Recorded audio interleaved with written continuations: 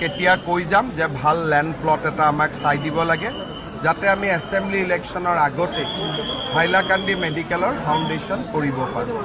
তাৰ উপৰিও Hailakandi district library অডিটৰিয়ামটো completely ভাঙি এটা নতুন এয়াৰ কণ্ডিশ্যন অডিটৰিয়াম বনাবৰ কাৰণে মই 20 কোটি টকা আজি এনাউন্স কৰিছোঁ। সি হাইলাকান্দিৰ কাৰণে খুব প্ৰয়োজন আছিলে আৰু ভাল এটা অডিটৰিয়াম এটা হাইলাকান্দিৰ ৰাইজে পাই যাব।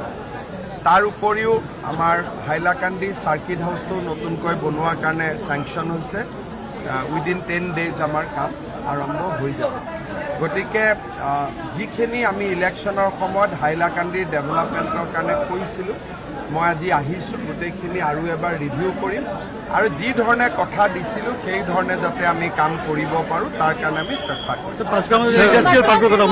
পাঁচগ্ৰামৰ ইণ্ডাষ্ট্ৰিয়েল পাৰ্কৰ অলৰেডি বিভিন্নজনৰ লগত ডিছকাশ্যন চলি আছে। ঢিঙত ক্লাছ 10ৰ ছোৱালীক ৰেপ কৰা হ'ল, এইটো মাইনৰিটি এৰিয়াত য'ত অসমীয়া মানুহ মাইনৰিটি কেনেকৈ স্বীকৃতি দিব? যোৱা লোকসভা নিৰ্বাচনৰ পিছত অসমত এনেকুৱা 22টা ঘটনা ঘটিছে আৰু আজি এইটো 23 নম্বৰ।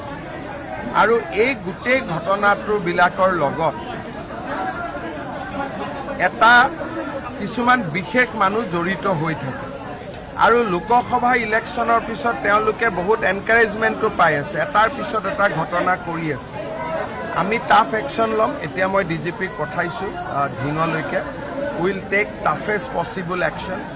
পীযুষ হাজৰিকাকো মই যাব দিছোঁ আৰু মই সদায় কৈ থাকোঁ যে আমাৰ অসমত নামনি আৰু মধ্য অসম বৰাক ভেলী আদিৰ দৰে জাগাত আমাৰ খিলঞ্জীয়া মানুহ লোকেল মানুহবিলাক বহুত ভয় আৰু সন্ত্ৰাসৰ পৰিৱেশত থাকে। অসমৰ মানুহে যিমান এই কথাবোৰ বুজিব সিমানে আমাৰ কাৰণে ভাল। বাকীটো আইনত যি ব্যৱস্থা ল'ব লাগেতো মই ল'মেই, কিন্তু আমি যিমানেই চেনচিটিভ হওঁ যে এই জাগাবিলাকত কেনেকৈ আমাৰ মানুহবিলাক থাকে, কিমান কষ্টত থাকে, আমি যিমানেই চেনচিটিভ হ'ম সিমানেই আমাৰ মানুহবিলাকে সুৰক্ষা পাব। তিনিজন ল'ৰা কোন নাম, এজনকতো এৰেষ্ট কৰা হৈছে, বাকী দুজনৰ নামো আপোনালোকে পাই যাব। মটৰচাইকেল এখনত উঠি আহি আছিলে। কিন্তু ঢিঙত এইটো ঘটনা এইটো ফাৰ্ষ্ট নহয়, স্প্ৰে গেং হৈছে আৰু হৈয়ে থাকে। যি যি জাগাত আমাৰ খিলঞ্জীয়া মানুহ মাইনৰিটি হৈছে সেই জাগাত আমাৰ মানুহবিলাক সদায় সমস্যাত থাকে। কিন্তু আনফৰ্চুনেটলি যিবিলাক জাগাত আমি মেজৰিটি তাৰ মানুহে এই মানুহখিনিৰ কথাটো অনুভৱ নকৰে। যেনেকৈ আজি অসমত কিবা এটা ঘটনা হ'লে অসমীয়া বঙালী কৰি দিব, কিন্তু কোনো বঙালী মানুহে ছোৱালীক ওপৰত হাত নিদিয়ে। কিন্তু আমাৰ মানুহখিনিয়ে চিন্তা কৰি থাকিব বঙালী, বঙালীয়ে চিন্তা কৰি থাকিব অসমীয়া, অসমীয়াই চিন্তা কৰি থাকিব মাৰোৱাৰী, মাৰোৱাৰীয়ে চিন্তা কৰি থাকিব হিন্দীভাষী। কিন্তু আমাৰ শত্ৰু কোন মিত্ৰ কোন মানুহে এইটো আজিলৈকে উলিয়াব নোখোজে বা নাজানে বা মানুহে এভইড কৰে। That is the biggest irony. সেইটোৱে আজি আমাৰ আটাইতকৈ ডাঙৰ সমস্যা। চৰকাৰেতো পদক্ষেপ লৈয়ে আছে, চৰকাৰে পদক্ষেপ লৈ থাকিব, কিন্তু মানুহৰ ভিতৰত থকা যিটো জন্তু সেই জন্তুটোক চৰকাৰে কেনেকৈ আগত বুজি উঠিব এইটোতো ঘটনাৰ পিছতহে চৰকাৰে গম পায়। মাত্ৰ কেইজন ডেটপাছ কেণ্ডিডেট অৱশিষ্ট আছে, তেওঁলোকে চাকৰি দিবৰ কাৰণে অনুৰোধ কৰিছে।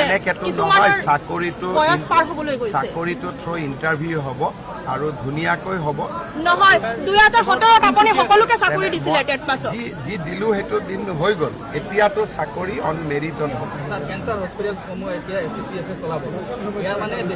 কেনেকৈ হ'ব? ACCFৰ মই চেয়াৰমেন। এইটো কোনে ক'লে? এইটো আকৌ কোনে উলিয়ালে? নতুন কেনেকৈ চৰ্চা হ'ব? ACCFৰ চেয়াৰমেন হ'ল হিমন্ত বিশ্ব শৰ্মা, মুখ্যমন্ত্ৰী আছাম। এইটো কেনেকৈ বেচৰকাৰী কেনেকৈ বাঢ়িব? এইটো চিকিৎসা বাই কমিবহে, এতিয়া কমিব। কাৰণ ACCFৰ চেয়াৰমেন হ'ল অসম চৰকাৰৰ মুখ্যমন্ত্ৰী। এইটো কোনো নন গভৰ্ণমেণ্ট নহয়, it is a government institute.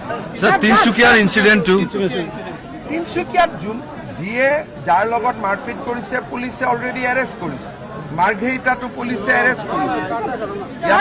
ইয়াতে বেলেগ কথা নাই। আমি যোনে য'ত গণ্ডগোল হ'ব তাতে পুলিচে একশ্যন। অসমীয়া মানুহ যে ষ্টেটত থাকিব তেহেঁতৰ চিকিউৰিটি বিহাৰী মানুহে গোট বান্ধি মাৰিছে। ইয়াত চব তেনেকুৱা অসমীয়া বঙালী বিহাৰী এই ডিছকাশ্যনটোৱে হ'ব নালাগে যোনে য'ত গণ্ডগোল কৰে তাৰ ওপৰত একশ্যন सर आपने कहा था कि मीटिंग में कि हैलाकंदी का 3 एमएलए कुछ काम नहीं किया तो तो इसके किया लिए नहीं किया फंड- तो आप ही लोग जानते हैं नहीं सर तो इसका जो फंड है ना गवर्नमेंट फंड है इसका तो यूटिलाइज नहीं हुआ होगा सर तो इसके लिए अब गवर्नमेंट क्या एक्शन लेगा अभी मैं मीटिंग का अंदर जो बोला वो मीटिंग का अंदर के लिए Sir, बाहर के लिए नहीं। you're planning like in your regime, this development project came like this conductor from the Tata. So what is your plan for 2026 and after that?